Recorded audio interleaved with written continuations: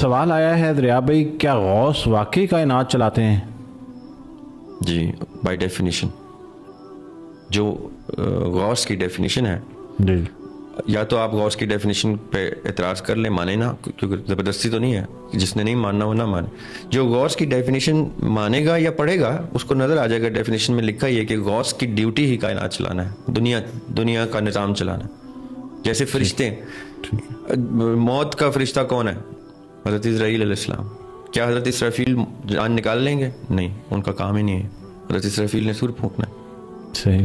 اس طرح غوث کیا مردے زندہ کریں گے؟ نہیں. کیا زندہ مردہ کریں گے؟ نہیں. وہ نظام چلائیں گے، دنیا کا نظام.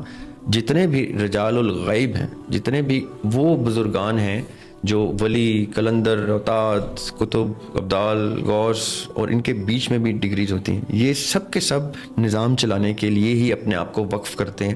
تو اس لیے وہ پردہ کر جاتے ہیں، وہ مرتے نہیں ہیں بائی ڈیفینیشن. میں آپ کو وہ بتا رہا ہوں جو ڈیفینیشن تصوف کے کاغذات میں لکھی ہوئی ہے، تصوف کے شیخین جو کر گئے ہیں. اس کا مطلب ہرگز یہ نہیں کہ میں مانتا ہوں یا آپ مانیں. یہ جیسے آپ کہتے ہیں کہ Newton's first law of motion کیا ہے، تو میں کہوں جی body at rest will stay at rest. اب میں وہ بتانا شروع، تو یہ دریاب مانے نہ مانے اس سے میٹر نہیں کرتا. نیوٹن یہ کہہ گیا اور آدھی دنیا مانتی ہے.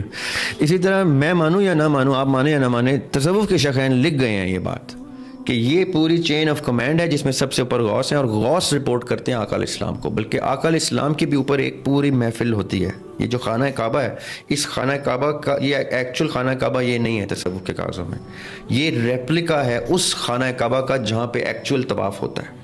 صحیح. اس طواف میں ایک سرٹن ٹائم ہوتا ہے ایوری ایئر.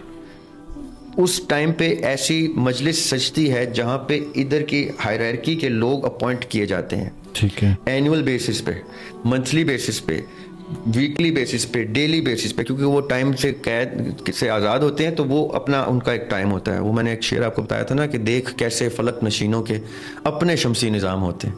یہ مجھے بھی تب پتہ چلا تھا جب میں نے ان شمسی نظاموں کو اسٹڈی کیا کہ ان کے تو اپنے اپنے شمسی نظام ہوتے ہیں، ہم تو اب ایک میں پھنسے ہوئے ہیں. ان کے کھلونے شمسی نظام ہوتے ہیں. یہ جو اوپر والے لوگ ہیں نا، دے پلے ود سولر سسٹمز.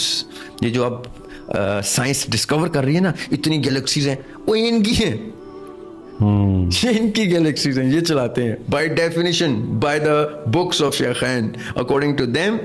یہ سارے نظام چلانے کی یہ ہائرارکی ہوتی ہے. یہ اینجلز کو، جتنے بھی فرشتے ہیں نا، یہ ان کو گائیڈ کر. فرشتہ ہمیشہ اللہ تعالیٰ کے حکم سے ان اشرف المخلوقات کے تابع ہی رہیں گے جو اپنے آپ کو اشرف المخلوقات کے سٹینڈرڈ پہ لے آتے ہیں. صحیح.